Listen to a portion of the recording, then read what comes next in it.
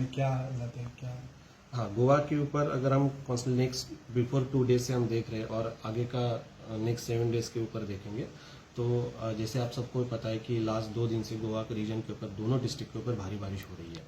तो कल हमने रेड अलर्ट दिया था, आज हम फिर से ऑरेंज अलर्ट नेक्स्ट 2 डेज के लिए दे रहे हैं और उसके बाद हम येलो अलर्ट के ऊपर शिफ्ट हो रहे हैं। ये जो अलर्ट का मतलब ये होता है कि ऑरेंज अलर्ट का मैं एक्सप्लेन करना चाहता हूँ कि heavy to very heavy rainfall हम लोग बोल रहे हैं ओवर फ्यू प्लेसेस, एंड जो रेनफॉल का इंटेंसिटी जो रहेगा वो moderate to heaviest rainfall spell में नेक्स्ट 2 डेज के ऊपर हम बोल रहे हैं। उसके साथ विंड स्पीड जो है वो 50 to 60 and gusting to 70 kilometre रहने की संभावना नेक्स्ट 2 डेज के लिए हम बता रहे हैं।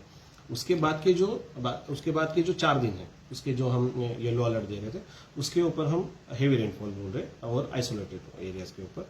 बट मैं ये बताना चाहता हूँ कि 5 दिन के बाद अपने ये आज के दिन से नेक्स्ट 7 डेज के ऊपर अपने ऊपर बारिश, गोवा स्टेट के ऊपर बारिश रहेगा और संभावना ये भी है कि 5 के बाद ये बारिश फिर से उसकी इंटेंसिटी बढ़ने के चांसेस है। इसको हम कॉन्स्टेंटली मॉनिटर कर रहे हैं एंड जो भी इंफॉर्मेशन रिलेटेड ये वेदर होगी वो कॉन्स्टेंटली डे बाय डे हम अपने बुलेटिन के माध्यम से थ्रू मीडिया चैनल से आपको शेयर करते रहते हैं। What precautions should be people should take?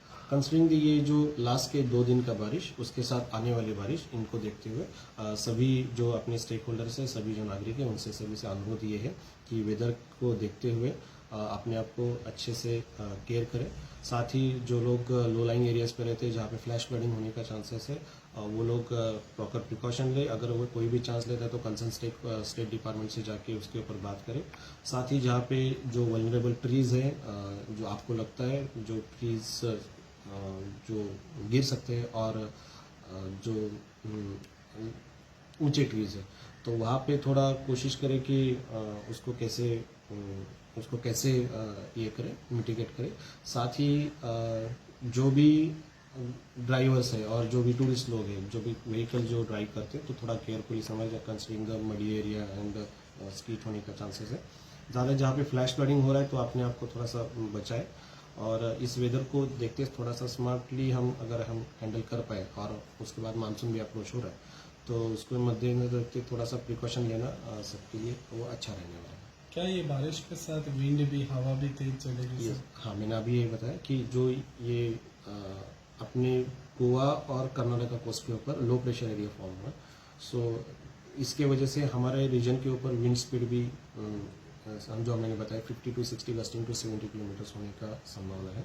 साथ ही अगर हम देखेंगे जस्ट थोड़ा टाइम पहले ही अपने रीजन के ऊपर विंडी सिचुएशन था, नेसेसरी अलर्ट्स और वेदर इन्फॉर्मेशन ऑलरेडी कम्युनिकेट किया गया है।